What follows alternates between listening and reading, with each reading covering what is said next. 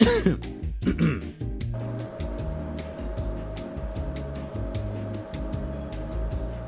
guys, it's me, CyKer. I hope you've all been doing well. I haven't been as of so late because I accidentally caught the sickness for walking up and down my driveway for about 4 to 5 hours. I wanted to make a video so that I can look back upon this entire year and be able to reflect on the things that have happened. And this year in particular has been an extremely crazy one. I was able to make a substantial amount of progress in my channel.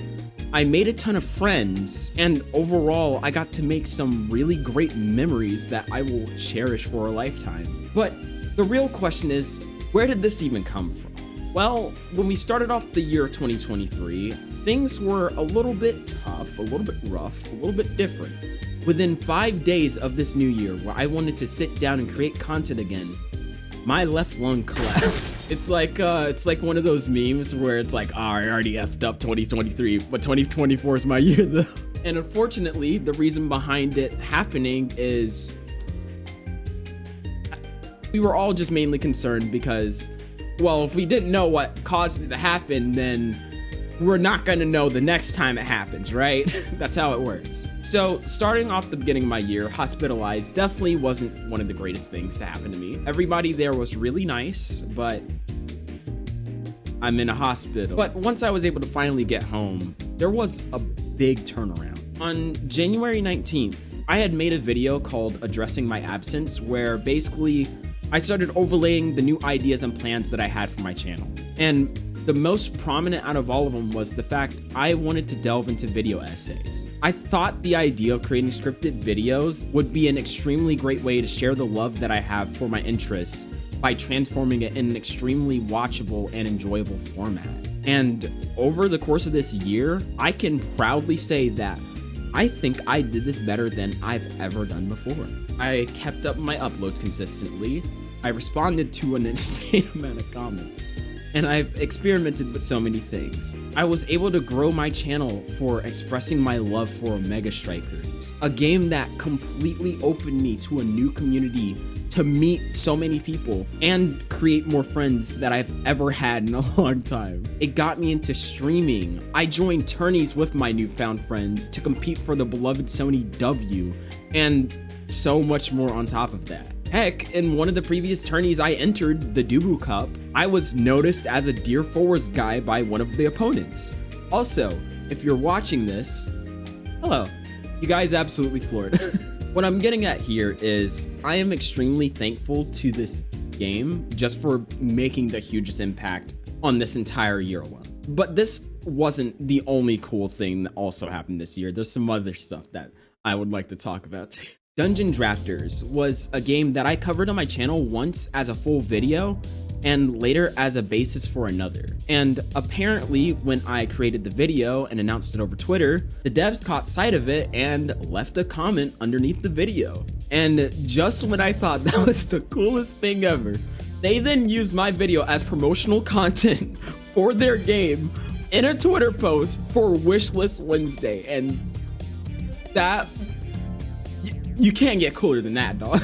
That's not something I would have ever expected. You know, that's a really cool way to go about it. And it's been one of my permanent markers in memory that, like, ever since it happened, I remember I was like, oh my goodness, that's amazing.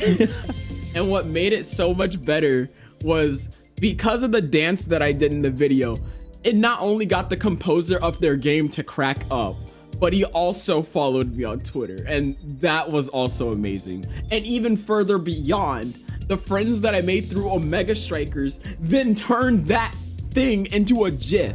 And then there's also the other side of the content creation spectrum where I was actually able to hit affiliate on Twitch. And that allows me to be able to make some money while being able to interact with a live audience. And that's great, dog. It's cool.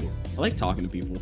And the craziest part is that for a good portion of it, I was doing all of that while being in college. All I can really say on that part is I'm extremely proud of myself for being able to do so much within this year. It really showed me that I have the potential to do something great, and I'm going to do my very best to do so. But while I also think it's very important to look back at my past achievements this entire year, it's also very important to also have critiques about that year too. So I'd like to take some time to recognize the stuff dealing with my content and my channel. And as for my first critique, I need to improve on my video essays. Video essays, if you didn't know, take a really long time to make. It's pretty egregious too. For someone who was somehow able to pump them out within usually a 10-day time span, one after another, you'd start thinking that there's something a little lacking there. And to me personally, it felt like some of my videos have lacked their own individuality in where they stand and creativity in the things that I could have done if I gave it more time. But this is something I'm actively working on, even as I was working on the script that I'm kind of rewording to be a little bit more natural. I've actually picked up on free writing in hopes that it'll help me think about how to portray my words in a more funnier way, or just more creative, okay? The majority of my words can feel like words on a page and feel more logically processed than actually like the feeling it felt. Because you can say, oh, like logically, oh, that hurts really bad. But then can I describe how bad it really hurt? I hope that made sense. I don't know if I'm leaving that in. Because of this, it does mean that my video essays will take longer to make. But if my writing has my complete heart and focus on it, then I'd rather choose the meaningful words over anything less any day. And that's pretty much it for my first critique there. For my next critique, it's that I need better branding. Or in this case, my thumbnails could use some work. My thumbnails have always felt inconsistent in a way to me. Surely I've had like thumbnails that absolutely look like the best thing ever, like the Omega Strikers one, Celeste, but there's quite a few of them that do make me raise my eyebrows quite a bit. Sometimes I wonder what makes a thumbnail a CyKer thumbnail? Or in a different way of logic, how do people know that they're clicking on a CyKer video before they see CyKer? Think of the YouTubers you watch and how you can instantly tell it's that YouTuber just by the picture alone. That's what I'm talking about. And in short, I believe what makes a CyKer thumbnail is me being inside of the thumbnail. But ever since a cool little camera here decided to go out of commission on me, we haven't been able to do any cool stuff regarding picture taking. The thought is to get a new camera sometime next year to be able to alleviate this issue and then continue learning on from there forth. But we have other options that honestly, I'm pretty interested in exploring too. I'd like to think that I have pretty good videos behind those thumbnails, but it's the fact that if I can't get people to click on it, then they'll never see the good video behind it, which I need to figure out how to do thumbnails better. It's really just coming down to figure out a style that fits, and then once it does, it's just a learning process from there. I think my final critique of this year, while it's very small in concept, it has proven to be extremely huge in damages if it's lost. And it's file management. Did you know about it? In theory, I should have this fixed now, and it shouldn't be an issue. But regardless, so much footage had to die for me to get this. It was out of pure negligence too.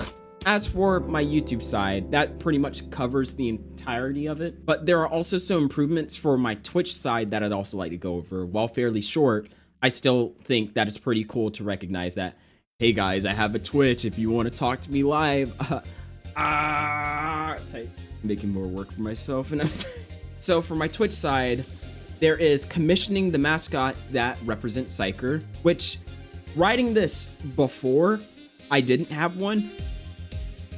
Now I do. There's also emotes that are funny enough to be able to use both inside and outside of Twitch. Am I alluding to a Discord or something like that? I wonder. An improved streaming plan that hopefully can help the people that watch me in EU to be able to tune in. And also because I realize I need to be a little bit more vocal of when and when I'm not streaming. And of course, special events. And I mean, the only special events that I really know are like 12-hour streams, which I've already done like, have I done it twice already? Overall, I just want to make sure that I can make both sides succeed in what they want to do. It's really, once again, a learning process on figuring out how all this stuff goes. But once again, we'll learn as we go. That's how it works. Overall, I think that this year was an amazing one for CyKer content. And I'm looking forward to create more fun videos and memories over the course of the next. And I hope you'll be there to see it as we all delve further into CyKer's world. Anyways, that's gonna be all for me. I recorded this directly through OBS and through my webcam that I hope to God it didn't glitch out or like freeze or anything like that. It's pretty sketchy. Anyways. Oh, yeah. Small thing I forgot. The dreads are coming back. Anyways, that's gonna be all for me. You are now leaving CyKer's world. Cheers to another year of vast journeys and irreplaceable memories. See you on your next visit.